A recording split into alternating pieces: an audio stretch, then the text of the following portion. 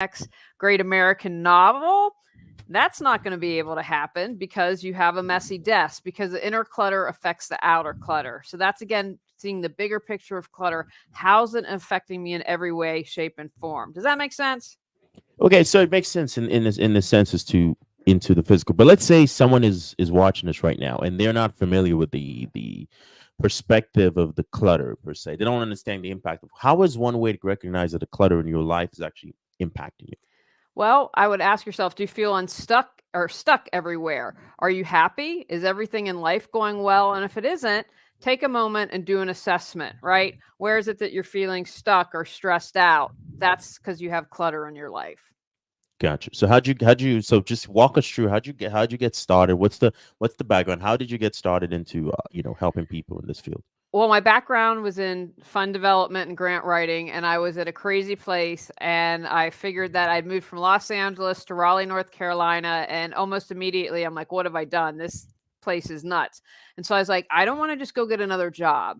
What can I Okay. do that's going to support me? I'm single at that time. I have to make money and I want to make a difference in people's lives. So I'm like, I'm going to be a professional organizer. And then the course of doing that, at the meantime, I was doing a show called Reawaken Your Brilliance, where I'd interview body, mind, and spirit experts because that's an interest of mine. And then one day I had this client and she said to me, can we just talk? Now, when I go and work with people, getting organized and clearing clutter, I work in 4 hour chunks so that they can see a difference. And I was like, you're the client. We can do whatever you want. We ended up talking for 3 hours. And in that last hour, we were able to get through so much clutter. And so that was an aha moment for me. I'm like, it's about clearing the clutter. It's about digging a little deeper and understanding where it comes from. Because once you do that, then wow, you can really move forward and make progress. So what do you mean by clearing the clutter in the sense as you were talking? So were you guys actually physically, decluttering, or was it like more or We less were the just sitting conversation? talking. And she was like, I want to understand, where is this clutter coming from? Why do I do this? And so, we got kind of deep. And that was like, I'm like, okay, you got to get a coaching certification because you need to bring this to your clients because it's something, a tool that they really need. And so it was saying, like, why do I collect this stuff? Why can't I let things go? And then understanding that, okay, now that I can move forward. Here's one example I'll give you. I had a client, she had a stack of paper about 3 feet tall. And I said, okay, what's going on with it? And she's like, oh, well, those are recipes and articles from newspapers, and I'm going to send those to family and friends. And I said, okay, how long have we had this pile? And she was like, 2 or 3 years. So we continued to talk. And then she was like, oh my gosh, I'm afraid if I don't send these recipes and these articles and keep in touch that way, that my friends and family aren't going to love me. As soon as she was able to express that, she knew that was false, and we were able to recycle the entire pile. Everyone listening has the answers within. I view my job as supporting them to tease out and let their wisdom shine through. So is it in a sense as to attachment issues for the most part? So I'm sorry, say that again. Would you say it's attachment issues? Um, Sometimes with people, memories are a great example. What happens with that is we're like, oh, I can't let that sweater from my first relationship go. And it's because we put the memory onto the object, and the memory's not on the object. If we let the object go, our memory's still going to be here. It's going to be in our head and it's going to be in our heart. So that's one way that attachment might show up. It might show up that we're afraid to let something go because, oh, if I let this go, I won't be abundant, right? Mm, If scarcity's going to come up, or if mm. someone grew up in a chaotic household, then clutter and chaos is the norm, right? And if that's our comfort zone and we take that away, what's going to happen? So attachment can definitely be a part of it in different ways. But then again, isn't the experiences we have, good and bad or bad, part of what makes us who we are? Oh, absolutely. But why would you want, that's a great example. Why would you hold on to an unflattering photograph of yourself? If you had a really horrible relationship, why would you want memories of that in your space? Everything's energy, right? And so and it's like, even if you're not consciously aware of it, you have that in the back of your head knowing, oh, you know what? I broke up with that person and I still have items. I'll give an example. I was in an on and off relationship for a really long time. And I finally just had this moment where I literally spent 20 minutes ugly crying, like probably the most I've ever cried. And when that happened, I was done. And after that, I was able to release everything that had really gotten it down. But I was like, you know what? I don't want anything with this person. I just want to let it go, have gratitude for everything I learned in the relationship. And not long after that, I met my husband because Mm, of my belief is Feng Shui talks about this, but what am I saying to the universe? What is in my space? And once I cleared that and said, thank you for everything, then it allowed me to open up to meet my husband. interesting. Okay, so now, but would you say that doesn't seem like it'd be the norm for most people though? Like they like go and then off because there's always that time period that goes by. Maybe a year or 2 years or 3 years, even 4 years from letting go before they eventually end up. A- Absolutely. And what's interesting is someone said this, and he said, the way the universe works is very interesting. It goes, it's like when you really, really want something, for some reason you don't get it. But then when you're like, you know what, I'm just gonna move on, and if it comes, it comes. All of a sudden, things just start happening. Because you can't over focus on it. You can't obsess about it. Okay, so now, okay, but then again, I want to get your take on this as far as not obsessing about it, because there's also the sense is to, if you're not obsessed about something, then you're not really involved in it. You don't necessarily give it your 100% attention. Say for instance, you hire a, let's say would you want hire an employee who basically shows up and does the bare minimum, with somebody who goes above and beyond? Above and beyond, but I don't see that as being obsessed. Like to me, like obsession can get into a negative. And, I use this analogy. So I'm trying to create something and think of it as Okay. a straw. If I'm holding on and gripping, then the smoothies can't get through the straw. But if I relax and don't, then everything can flow freely. I feel like if we're holding on like that, I see that as a roadblock. And you might not agree with that, and others might not too. And that's all good. That's just how my viewpoint. No, no, no. It's not that I don't agree with it. It's in the senses too. It's a new concept that I have to learn to adapt, because most of the things that I have gotten in life came from. But then again, there's also the fact is to, you still need to use your straw analogy. You still need to hold the straw, Absolutely. right? You just can't be in a position where you squeeze the straw and then you can't get any smoothies. Right. It's not like you can be like, okay, I want to be a best-selling author and then never sit and write in the book. And you spend all your time like I'm focusing on my mental thing and visualizing this being this great author, and then you don't do the work. It doesn't work that Mm, way. And I'm also going to say something controversial. The secret doesn't work for everyone. You can say, I really desire that. I really believe that. I do a lot of spiritual work. And I had a teacher once say that, like, she's like, are there people that can instantly manifest and manifest everything they desire? And she said, yeah, but that's not true for everyone. I mean, I think that in some ways can do damage because it says to someone, well, I wanted this so badly and it didn't happen. Why? Because life doesn't always work out as we plan. mm. No, that's interesting. With this, so what would you say to that person that, because I know a lot of people who've read The Secret, they've read the book, the Four Agreements, they've read all any books on stuff, and then they're like, but your life still isn't changing. Well, first of all, I love the four agreements, and I would not put that in the same category as a secret. I say, you know, you do what you can, and then trust that if something didn't work out, like I'll use a example of relationships. I'm like, I really wanted to be married. I really wanted to find someone, and it kept not working out. I can't Mm, imagine having anyone but my husband. And I understand now with time, oh, I see why that didn't work out. And my husband's the best guy for me. He was the best fit. And so I always try to encourage because we're all going to have disappointments, right? They're always the thing that we mhm. desire and they just sometimes don't work out. So it's like, how can you use that experience and then trust that, you know what, that wasn't the path for me. So let me work on figuring out what is the path and how I can move forward. Interesting. Now, this is still back on the obsession thing. How do you know? Because some people might just be intense. Maybe, like someone might be like a very intense person. They're just, very, very intense. How would you know when you're borderline being too obsessive about something and you're just giving it the right amount? If that's all you spend your time on, right? If your friends and family are like, gosh, we haven't seen you, or, all you talk about your book, like what else do you have going on in your life? So, and ask people. If people aren't saying anything, they just like, oh, I don't know how to approach it. I don't want to, I really want to support their passion, but it's just too much. And if one little thing, if it, say, I guess with the book example, and you get a rejection from a letter trying to find an agent, and that completely destroys you, then it might be too much, right? And you're like, well, you Mm. know what? It's you got to get it out to multiple agents, or you self-publish, right? You kind of figure that out. If you aren't getting sleep, if you're stressed out all the time, those are indications saying, you know what? It's a little too much.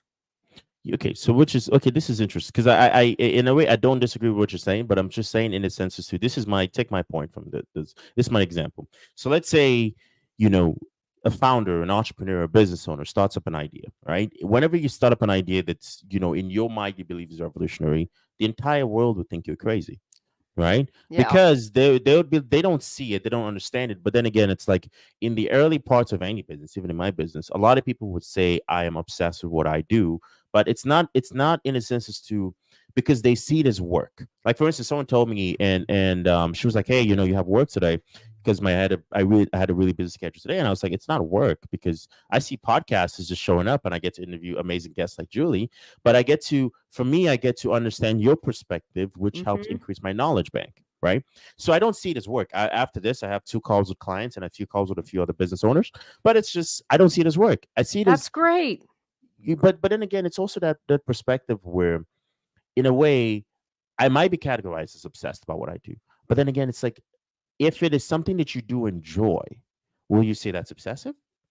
No, not if it makes you happy and brings you joy. Now, like you have your business, and see the fact that you're doing a podcast, I know how much production and effort it takes to make a good podcast. So the Hmm. fact that you're doing that, now you can say, well, it kind of relates to my business, but kind of it's a whole other thing. So if you were completely focused on one thing, you wouldn't allow that to happen. I think if it makes you happy, again, are you stressed out? Do people not want to be around you? That's when you have to say, okay, when I first started my business in 2009, that's all I did, and I exhausted myself. And I was like, you know what? I know you love it, but you've just got to take a step back. You've got to focus on your health. You have to do this and have a well rounded life. That's why I talk about decluttering your life because it's holistic. If we're just spending one time in one area, that's not good. That's not healthy. So what is one instance in your life where you'd had to declutter? Oh gosh, where do I begin? I would say the biggest thing for me is emotional clutter, and I'm an emotional eater, and that's something that I'm going to be probably working on the rest of my life. And so the good news about that is it's forced me to learn how to communicate better, express how I'm feeling. Because instead of saying, "Hey, you're making me angry," I felt like this when you did this, I would eat a pint of ice cream, right? So it's about Hmm. teaching me to have boundaries and to communicate better and express how I'm feeling. And one thing I've learned is that, especially when you are starting out expressing your emotions, if you haven't done that, you can say something, have a strong boundary, and say it in a loving, kind way. You don't have to scream at the top of your lungs. You can just be like, this isn't okay. Right. And if people I've learned don't respect your boundaries, bye. Okay, so that's in a way an element of decluttering when someone doesn't respect your boundaries. When you tell them bye, you just decluttered. It's like boom, you Right. But decluttered. you Right? have relationship clutter. Like, how is your inner circle? You're a business person. Do people support that? People are like, yeah, you can do it. And people who are like, you can't. This is why I'll tell you, this actually helped with my business direction. I was first starting out. I just had started my business and hate networking. And I went to a networking event and did this one on one. And the first thing out of this person's mouth was, I hate professional organizers. And I was like, well, why? So we ended up having this great conversation. She's like, they're so wasteful. Da, da. I said, no, you can be green. There are ways that you can be eco-friendly in this. And after that meeting, I was like, that's going to be one of my specialties because I'm in Raleigh and like the South isn't like too big on being green. And people said to me, you're gonna be dead in the water. If you do Mm. this, you're not going to succeed. I won a national award and a regional award, was the first in the state to do that. And I've helped the environment and I've supported people and I've gotten people to think in a new way, right? And so that came from a conversation of, and now in the past I'd been like, oh no, she hates me. And maybe I would have gotten up from the table. And I'm like, how do you turn that around? So what you're saying is, so what? Okay, so walk me through this process Okay. because rejection is something that is. I don't know. Have you read the book? Oh, actually, I have the book here, but it's too far away for me to reach it. But there was a book called Go for No, and that's by Richard Fenton because I can actually see the author's name here, and Andrew Waltz. and it's a book that tells a story about a guy. I'm probably butchering this, but it was basically showing him that he could be success. He's not as successful as he could have been because he was so scared of actually taking risk and taking action because he was scared of being told the word no. But if he had gone for as many no's as possible, he'd have gotten for as many yes. I give you a backstory. So one of the reasons, so I read that book and I was so inspired by the book, I started a YouTube channel. And I started a YouTube channel with the goal of getting as much dislikes as possible. Okay. Very weird. So I started at the goal because now it then went from the things that you're afraid of is now what you make the goal. So when you get it, you win in the game. So then I would reward myself when I got as many dislikes. So I said the most, I took the videos down because obviously it's a professional set, but I said the most outrageous things you could possibly say. But then guess what? People started liking it. So then I would be more outrageous, and then people would like it. So I was like, "Oh my god, I'm not getting any dislikes." So I was like, "All right, let me step this up." So I started selling, which is interesting. Was I was selling how I got into the business world was I was selling insurance, and one of the reasons why I started selling insurance was not for money, right? It was because the book said you got to get as much rejections as possible. Ah. So I knew it was one industry because then again, if someone calls you saying, "Hey, Julie, I want to sell insurance," you'd be like, "Oh my god, get away from me!" So I was like, "This is awesome." So I remember just a funny story here. So I remember my first ever client. I called them up. It was a Friday evening. I called them up. I didn't even know the script. I didn't even know anything to say. I just told them, you know, basically the basic stuff about it. And then he's like, yeah, come over Saturday at 10 a.m. I was like, okay, sure. So I showed up and fascinating. What I mean, it was so fascinating. This guy, he said yes. So I was like, all right, let me make this guy say no. So I told him, I said, so hey, how are you able to justify paying $356 a month, knowing that there's a possibility that you're not going to use this? And to my greatest surprise, he was like, well, my family, I'm always on the road. If something happens to me, my wife's. And I was like, hold, you're supposed to say no and walk out of the set. And the next thing I walked out the door and I called, the guys I was working with. And he's like, how much did you sell? How much did you pay? And I was like, and I'm like, honestly, I just thought the dude was going to say no, but he said yes. And then I ended up, selling so much insurance for the company. But then what ended up happening was it got to the point where I was getting recognized, got recognized by the CEO and all that stuff. Then it stopped being about going for no. It started being about I need them to say yes. Mm-hmm. And then boom, my sales dropped, which was so weird. It was like automatic. It's like the same thing with the obsession. Started squeezing the straw, hoping for a yes, and then boom, it's like that. Then I was like, oh, it didn't work out. But it brings me to my question for you. I know it's a long story, but All good. but it brings me to my question for you. How important would you say it is for being able to deal with rejection and not internalize it? Oh, I think it's very important. I think not only for business owners, if you write a book, if you do YouTube. I mean, I've gotten the worst comments have been on my podcast and have been on YouTube and just mean and nasty. And you have to be able to let that stuff roll off your back, right? Because then, Mm-hmm. there's a great, oh gosh, Brene Brown does this great little thing on YouTube, and I believe it's called The Man in the Arena. And it talks about putting yourself out there, right? There's always going to someone. I'll never forget. I was on YouTube, and I think Whitney Houston has the best version ever of God Bless America. I mean, her voice, wow. And I'm like, if people can criticize one of the greatest singers of all time, then I'm okay, right? You're Yeah. just someone's going to be upset. And I also think, do you just spend your time like watching YouTube to criticize people or listening to podcasts? I just think people are out there like that. So I'm like, you know, what are you doing? Probably nothing. So I'm okay with it. Mm. And I try to answer criticism, and I have no problem. Like I remember someone on my podcast really early on criticized me and had written me this really nice email. And I said, thank you so much. And I said, I'm going to be better, try better about being off the cuff. I said, I have so much information I worry about for, remembering it. But I did a great switch. I wrote notes instead of writing every single thing out. And that was something that really supported my podcast. I have zero problem with constructive criticism. And unfortunately, in the society we live in today, they're just going to be people that are nasty. Well, what's interesting with the take on the if people are nasty. I actually I did a podcast and I said haters are free marketers, right?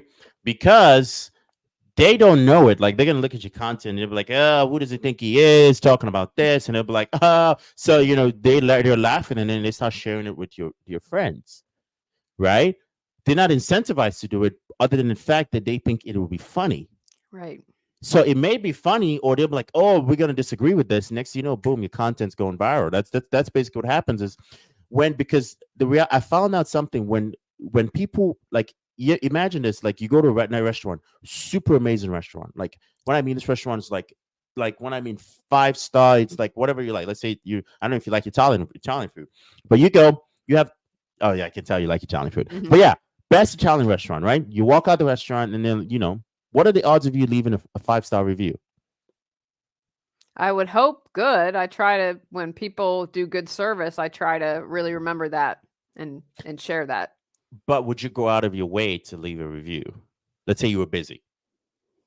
Busy, probably not. I would try though. But I You would try. understand what you're saying. I would just because there's this, you might be the wrong person for the question, but because I'm a business owner, I know how it goes, so I would try Yeah. to be helpful.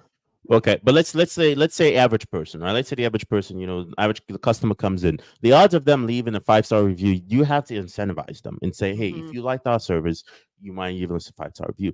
But let's say you go to this restaurant, this person goes to the restaurant, and there's roaches on the wall. You see rats. The Yeah. food looks uncooked, and the server spit on your food right in front of you. What are the odds of the person leaving a review? 100% A or hundred percent. 99% maybe. Yeah, 99%. Because then again, it's also you probably I'm pretty sure you were this is like the human brain is more predisposed towards the negative than it is towards the positive, Mhm. right? That's why whenever people do ads, you say the most outrageous stuff and people stop scrolling. Like let's say you wanted to talk about let's say you want to do an ad for declutter and you're like, hey, we help people, business owners with decluttering their business and employees and all that stuff. Versus you go, decluttering is costing you $100 million. Like, whoa, right now they go boom, okay, now I got to see this, right? Yeah. It's an interesting thing, and this just goes into the fact as to when to predisposition to negative comments is I personally, I mean, yeah, you get them and you're like, okay, well, thank you, well, start your own podcast, right? Yeah. You don't Yeah. like it, well, go start your own podcast. And once you do and you understand how it is to, because the hardest part about the podcasting is coming up with the content, if you Mhm. ask me, Yep. right? It's coming up with the content and the questions to ask people. But I'm very curious. So I know you do a lot of professional work with corporate organizations, right? Especially with Mhm. decluttering. So how does that work? So it is mainly with presentations and giving Okay. talks. And I'm thrilled. There has been a switch since when I first started. 'Cause people are like, oh, we want nuts and bolts and how to get organized, and we want our employees being more productive. And now they're more interested in the decluttering their lives and teaching skills for the employees. So that thrills me to no end. I think that is an exciting move in the right direction. Got you. So let's say if, a business owner that's watching this right now, it's like, hey, I need a little bit more. Like, how would you help me in the presentations in my business? Well, I would say, what topics do we want to explore? Where are your employees challenged or where are you frustrated? And you say, like they're always coming late in the morning or they're disorganized and they can't find their filing. So depending on where their challenges was, I would create a presentation around that. And then obviously if we needed to work one-on-one with someone, I would do that as well. Interesting. Got you. Okay. Well, guys, if you're watching this, we're gonna put the links in the description so you can go ahead and definitely um talk to Julie if if there's something in which you believe like, hey, you know what? Especially, I'd say, especially in America, I think most businesses are. The other day we were at I was at a hotel and they had I looked at the reviews and people were raving about the restaurant. Like, hey, you should go to the restaurant. It's a really nice restaurant.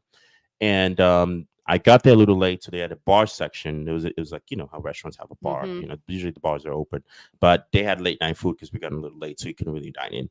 And I went and it was closed. So I was like, "Hey, what's going on? It's a week. Why you guys closed? You're supposed to be open till because I think it was like 9:30 at the time." And they're like, "Well, we haven't had anyone to staff Mm. the kitchen in the Mhm. past 2 months."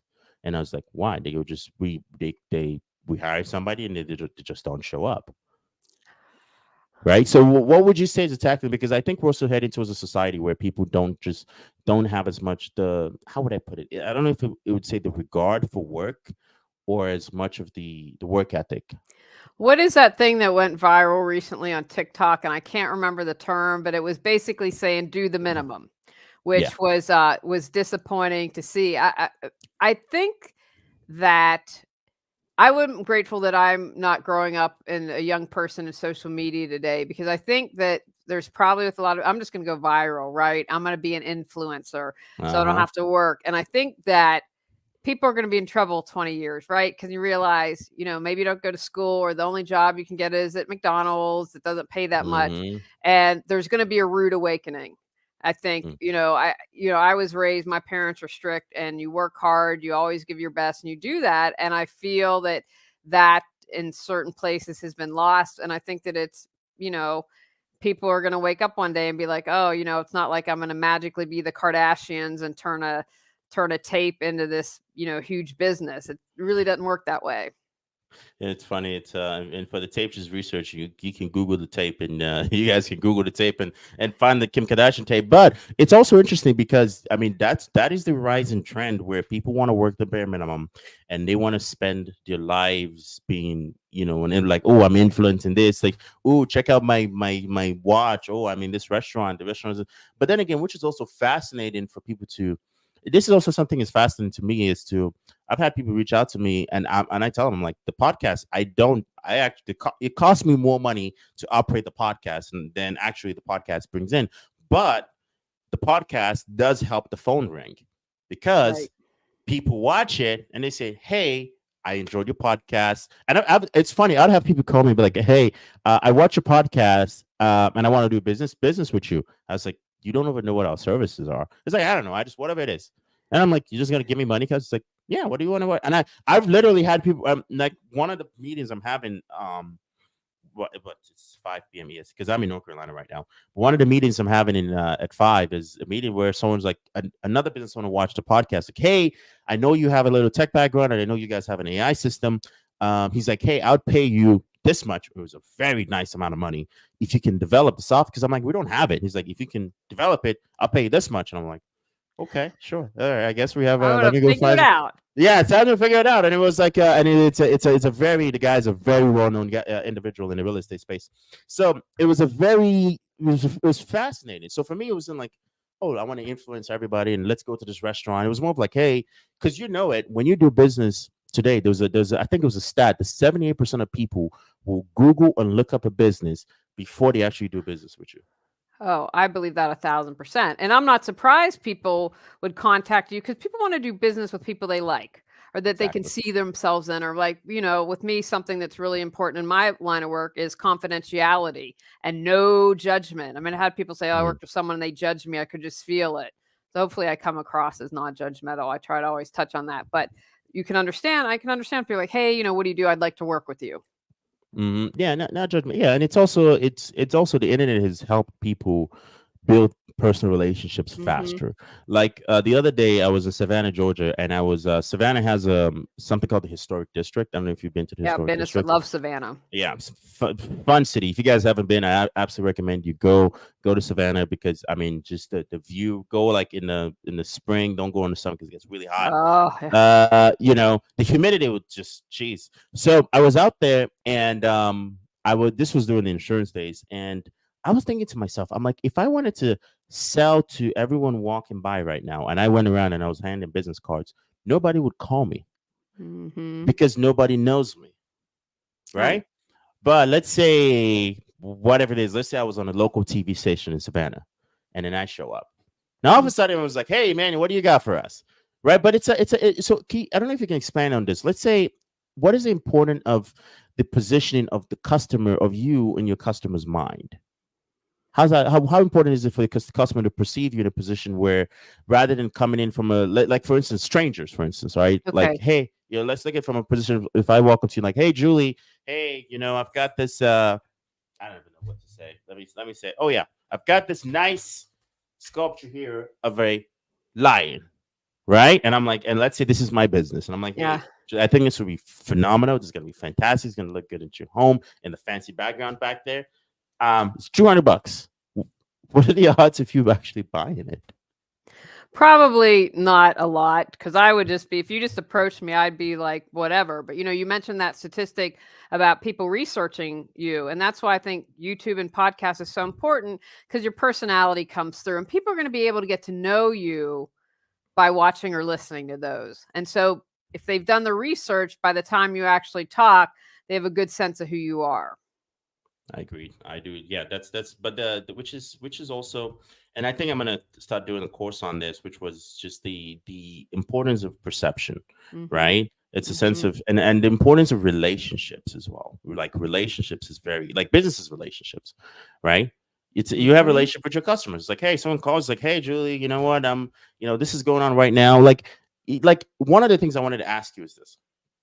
So let's say someone comes to you, right, and says, hey, Julie, I'm having relationship issues, right?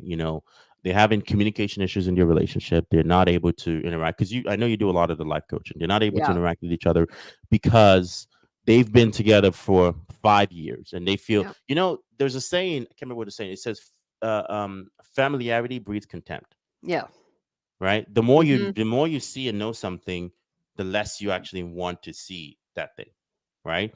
So what would you say to that person that comes in like, hey, we're having issues. It's not like no one cheated, nothing's going on, but it's just like something. Right. Well, then I would be like, how do we bring the excitement back in? How do we bring the joy? Maybe it is doing something you've never done together, taking a trip, something that you've wanted to do, or going to a weekend in your town and going to a hotel and just getting out of your home where you are every day. And then the other thing that I think is really important is to examine yourself. Mm, How are you affecting the relationship? How are what you are doing? Do you greet your spouse? Do you hug them? Do you thank them? Do you say, "I'm just so grateful to be married to you?" Like, a lot of times it's very easy to just be like, "Oh, it's the other person," or "They did this, they did that." Well, but what have you contributed? And I think mm, that that's something that would have to be addressed as well, as like, what's going on in your life? Maybe, there's something with you and you're frustrated about something and you take it out on your spouse, and your spouse might be like, what's going on?" Right? That can add to that. yeah. Yeah, no, no, that's definitely interesting. But then what you're saying is more or less in the sense of to self accountability, right? Absolutely. But accountability is not, it's not, a lot of people don't necessarily take accountability too well, Oh, you no, know they don't. because it actually requires you to say that you have some sort of fault in the situation. But see, And I would encourage people, I like to say a lot, awareness plus action equals change. I don't think it's a fault. It is a place where you can strengthen and improve, right? And if you kind of switch that, how you view it, instead of being like beating yourself up, oh, I did this. Okay, well, how can I be better? Right? And what's going to motivate me to be better? What is it that I desire? What is it that I want to create? And then, like, okay, then I just have to switch my thinking, or I have to switch my skills, or I have to do something, and to not beat yourself up and make it this negative thing, being like, okay, I'm now aware. What do I need to do? interesting. Okay, okay, that's good. So what would you say about the current, um this is where the decluttering, I'm very curious if this is decluttering, let's say, what would you say about somebody who is in the dating world, in the current 2023 dating world, has all the social media applications that's out there, every dating app from Tinder to the newest one that's just created, that's been out, and they for some reason are still struggling. They're like, I can't find a partner. Well, again, one, I'd bring it back to yourself. Like, and are you honest on your social media profile? And I am never going to, I think I did eHarmony for a long time, was not the best fit for me. And I tried it, it just wasn't for me. And I ended up meeting my husband at a meetup. There was a group for over 40s, and we ended up meeting bowling. I'm a huge, now it's not where I live now, but when I lived in North Carolina, it was extremely popular. There's just something about just social media and just looking at these profiles. It's not real life. And so I would encourage someone, get out, get off the social media, and get in real life. Do something that you enjoy, a hobby that you like. And again, we've talked about energy, and everything's energy. Do you have everything from your past relationship still up? Have you gotten closure on your past relationship? Are you like, all men suck because your past relationship wasn't great, right? I mean, I would bring it within again, and do I need to clear? What do actions do I need to take? That's there's a lot of people that I know that needs to watch this that says they would say all men suck. That's their anthem and their mantra. And I think they need to, because then again it's like there's the I can't remember what book it is, but it says you are the thoughts that you think, right? And I'll give an example. So there's this lady, she's an acquaintance of mine, and she'd gotten divorced like 4 times.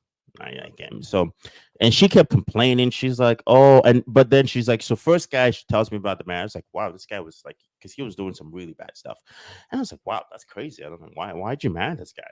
It's crazy." Then the second guy, I was like, "Oh yeah, that's kind of crazy," but I was like, "He's a little similar to the first guy." And then the third guy, it's like, "Okay, now this is like repetitive," and I was like, "But it's exactly similar to the first and the second guy." And then the fourth time, she just told me about it, and I was like, "Wait, it's the exact same thing with the first couple guys," but she kept saying that the men are just like to what you were saying. She kept saying the men are the problem, and I told her, I said, yeah, but how what are the odds that every man that you are in a relationship and marrying is the exact same person, just in a different face? It's a pattern. So whatever she needs within to heal and change, because she hasn't done that, and that's why she keeps attracting the same type of guy. Yeah, but you know what's interesting is because I said the same thing to her, and I was like, listen, it's you. First time I felt bad for you, second time, third time, fourth time, it's just self inflicted. And she's like, yeah, I know, but I'm kind of crazy, so and I was like, well, okay, well, then again, you chose the life, so Right. You made, you know, and that's, I want people to remember that. That's a choice, and doing nothing is a choice. You always have mm, a choice. got you. I want to ask you a question about motivation. So there's a lot of people out there that say, I'm thinking of the best way to phrase this question because someone brought this up to me, and I'm thinking of a way to phrase it. I can't really remember the conversation too clearly, but it was more of in the sense as to the reason why he wasn't as successful as he had envisioned, and told me like, "Hey, I'm gonna be this," is because he says, "I don't have the motivation to Hmm. pick up." Because I was telling him, "Hey, just pick up a book and read." That was the only thing to say. You'll be surprised when you read a book and you actually read. You'll be surprised that you can actually learn from that. But he's like, I just don't feel the motivation. I'm more of a like a, I'm more of a guy that you put me out there, man. I can work with my hands. And he's like, I'm not motivated to read. What would you say to that kind of individual? Well, try books on audio if you don't want to read. Have something in the car that you can listen to, or that you can listen to while you're walk. And then, you know what? I don't think there's anything wrong with that. Hopefully, it's not like that for his entire life. But if there's a period you go through, you're like, I'm just not motivated. I just need a break. I don't think there's anything wrong with that. There are different, everyone should define what success means to them. I think in our culture, success is how many cars you have, how rich are you, how influencer on social media or that. And that's not everyone's definition. So if this guy's content, he's like, I make enough money, I have a simple life, I'm in a great relationship, then what more motivation does he need? If he's content, then that's all good. Well, the problem with that is he doesn't make enough money and is not living in the house he lives or in the girlfriend, or he doesn't. It's a because usually there's a plateau where you can be like, hey, you know what? Let's say you make 150, 200 grand a year. It's fine. You have your few kids. Yeah, that's fine. If you're like, I don't want to do it, that's fine. No one's gonna be like, oh my god, you're wasting your life away. But if you're in a position where you still stay with your parents and you this specific age and you're still doing this, then it's kind of a position where it's like, Well, I would guess he's coming from a place of fear, or then, but then that's on the parents, and the parents need to kick him out. And then that'll motivate him if he doesn't have a place to live, right? And you're not going to you're like, okay, man, I'll give you a week on the couch, but that's it, but and then it's easier. But the thing is, it's easier said than done to. I think it's easier said than done to kick the kid out because there's always that soft absolutely. spot. Like I have a 5-year-old son. I'm like, and it's like he's like, hey dad, can I get this? Can I get that? And I'm like, why do you want your five? Why do you want? He's like, well, my friends have this. I was like, so this doesn't mean I'm gonna get you that. He's like, but I was like, what? No, right? But it's like I can't. Obviously, I've also said I told his mom, this was a while back. I was like, he's not living past staying in the home past 18. Like anything Hmm. past 18 is like anything past. Then again, this is me because I've had people go, "Oh, how you should make sure he's ready and all that." And I'm like, I left the house at 17, so I'm giving him 1 year grace. So, so There you go. But no, what is interesting, and I totally lost my train of thought there because I Well, was I'll just jump in then and hopefully it'll come back and say if the parents don't want to kick him out, then he pays rent, right? There are different things that you can do and say if you're going to live here or you're going to live here under our roof, these are the rules. And the older you get, you're probably going to rub up against what your parents say is okay. Like, can you have a woman come over and they're like, nope. Then have him pay rent. Then come up with a plan that's going to help launch him, right? Yeah, I mean, because what are you going to do if they die or something happens and he can't take care of themselves? I mean, I remember having a friend and her child was about to graduate from college and she was worried he was going to resort to some crazy stuff because he would constantly with go negative in his bank account and his parents were always bailing him out. I'm like, how's he going to be when he's 30? Right. And then, oh, we don't want to let him go. Okay. Well, what's he going to be like in 10 years? And again, I say that with love and compassion, but if you don't want to kick them out, you can create a plan. You don't help your child when you don't allow them to support themselves and live life fully. interesting. No, it's very interesting you say that. And even I would admit, even though I did move out the house myself at 17, I did have my parents' support till I was 19. So I didn't move out. I moved out to a full on different continent, but I still got the support till I was, on my own feet. But just not like a toss him in the wolves kind of deal. And if you Right. survive, yeah. If you don't, it's kind of that deal. Now I want to ask you this question, and this segues into the motivation thing, but it kind of gets into the point. Majority of people in the present day and age are suffering from anxiety and depression, right? Yeah. What would you say to someone who is, in a sense, in a way, going through that anxiety or in any way, shape, or form, like suffering through depression? Say, One, I would get support, whether that's in an app, whether that's talking to someone. I think the most important advice I can say is get present, right? Because in this mm, moment right now, I'm talking to you. What else do I have to be anxious or depressed about? The more present I am, because when I'm anxious, I'm probably in the future. If I'm depressed, I might be in the past. I believe depression is anger turned inwards. That's just mm, my personal belief. And so many of us are challenged in that area, but as get support and become present as much as possible because a lot of times in the moment if we're fully present we're not and not in future past that's where a lot of our anxiety or depression comes from. I mm, want to say the other thing is I had a friend who was depressed and was really against taking meds, and I'd encourage people if they have that viewpoint to really do research or talk to someone and don't feel like you failed or done something wrong if meds are suggested. yeah, that's an interesting take in there, and it's and my views on the I see anxiety and depression, which is interesting, especially the depression part of things, as to just by defining the word and expanding on the word depressed, right? To Mhm. depress means to, take something and actually bottle it up, but then constantly compress it. And the way I've always looked at it is we're creatures with energy, right? And you said Mhm. it's anger in, and we're energy. And the human energy, in a way, needs to be for energy to flow, you need to channel it in and out, Mhm. right? But when you have constant, I would say, it's gonna make me sound like, but when you have constant negative energy, right, channeled in, where you're just bottling up, and you're just like, "Ugh," like it could be a parent, it could be like, I had a girl who told me, she's like, like, for instance, I tell people this. So when I was born, I had a very interesting childhood. So when I was born, like literally one second, 1 minute, one day, my mom had put me in the trash. Okay, it's Wow. actually it's a long story to kind of get into that. But I had a very, growing up initially as a kid, I had a very I can't remember, is it contentious, whatever the word is, with my father, because there was a few things that happened in between. So hence the reason why she did that and all that. But I still think that he's a great man because I came to understand his perspective as I grew older. But growing up, most people would be like, "Oh my God, that's trauma. That's this," and I was like, "Well, it all depends on how you perceive it."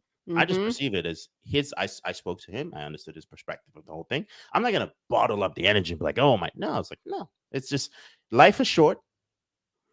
I just know that I have a son and I have to be a better father to him. Mhm. So hence everything keeps kind of moving up. So in a way, it's just kind of the way I look at depression per se. I look at it as to what energy is currently like who, just like you said, who's in your past or what's in your past that you kind of, and then also, do you have a life where you're just moving on and doing things? Like if you stay in the house all day and you don't even see the sun, you Right. know, Yeah. that's another thing. But so as we kind of wrap up here, I want to ask, because I know you've authored books on decluttering, right? Yep. What's the takeaway from your books, and what is one book you'd recommend?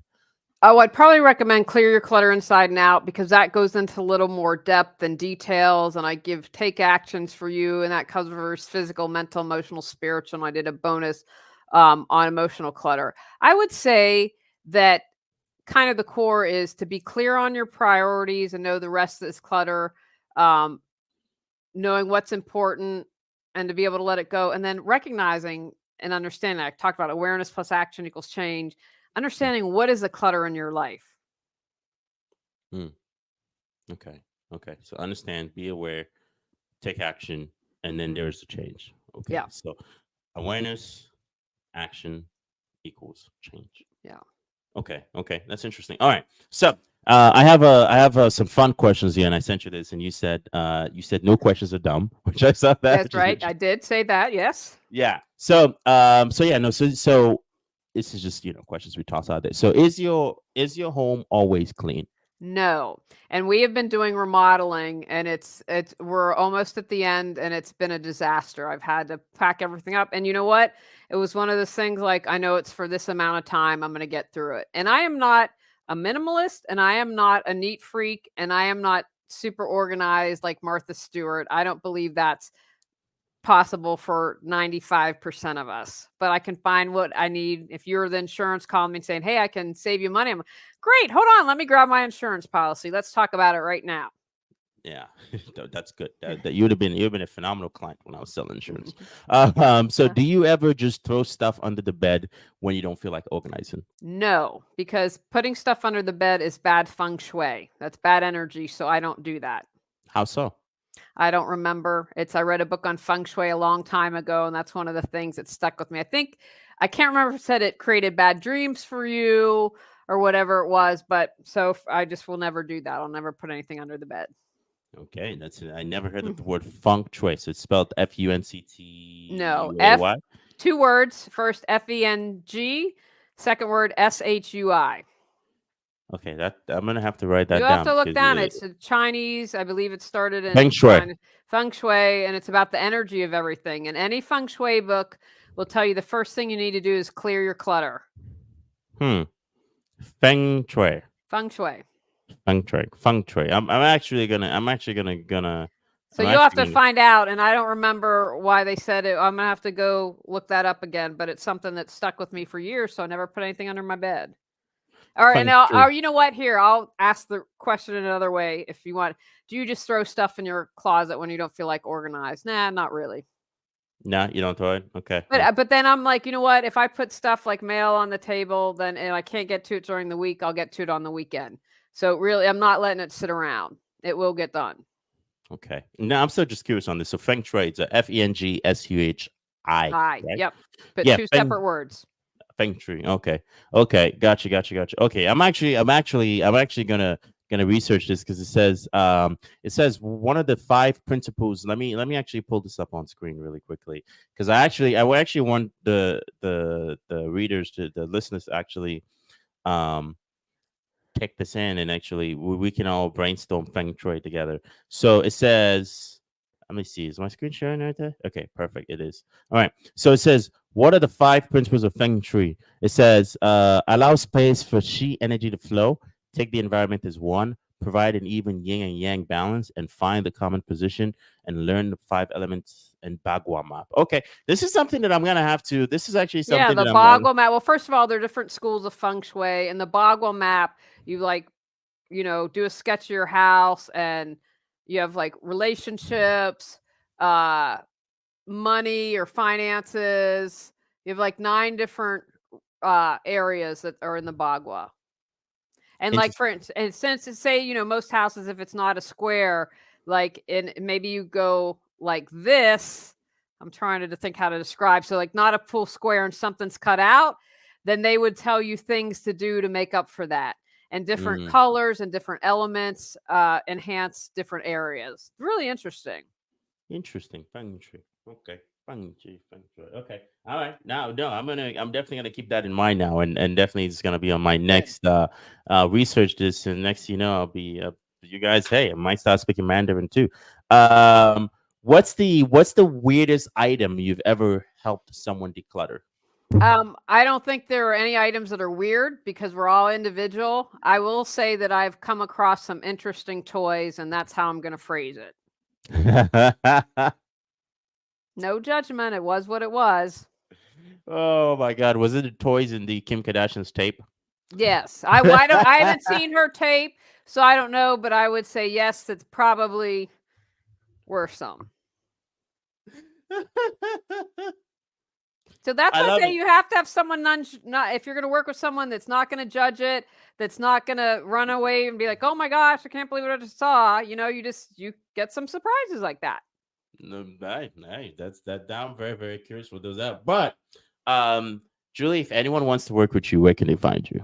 They go to reawakenyourbrilliance.com, my social media, my podcast, my books, my classes, my affirmation, everything is there, and offer a free 15-minute consultation so you can learn more about me.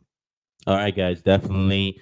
100%, I would say definitely go work with Julie. And if you get, on that one-on-one level, see if you can find out whatever those toys are that she found this in this person's house. But then again, guys, the links are going to be in the description. Don't forget to like, don't forget to subscribe. Go over, check out Julie's channel, and definitely go and show it some love. It's a pleasure for having everyone on.